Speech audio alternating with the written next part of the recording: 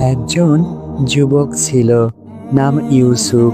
সবাই তাকে ভালোবাসতো, কিন্তু এক সমস্যা, তার নফসকে সে কখনো নিয়ন্ত্রণ করতে পারতো না। গুনাহ তার কাছে সহজ ছিল, আর নামাজ ছিল ভারী।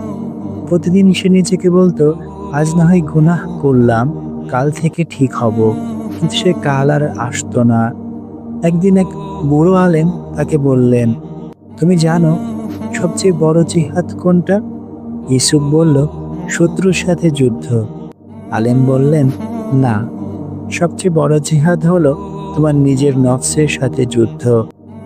তারপর কোরআনের একটি আয়াত তিনি তাকে শোনালেন। তিনি বললেন, যে তার নফসকে শুদ্ধ করলো সে সফল হলো। সূরা আশ-শামস আয়াত ৯। সে রাতেই ইউসুফ কেঁদে ফেলল। সে বুঝল আসল শত্রু বাইরের নয়, শত্রু তার ভিতরেই আছে।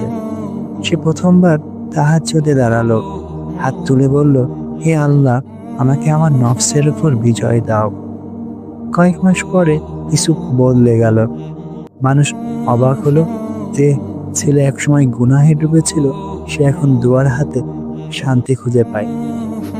আপনিও পারবেন যদি আজই আপনার নফসের সাথে যুদ্ধ শুরু করেন।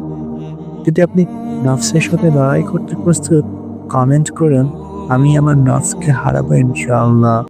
আর সাবস্ক্রাইব করুন কলবিয়ান টিভি, যেখানে প্রতিদিন পাবেন হৃদয় বদলে দেওয়া ইসলামিক গল্প।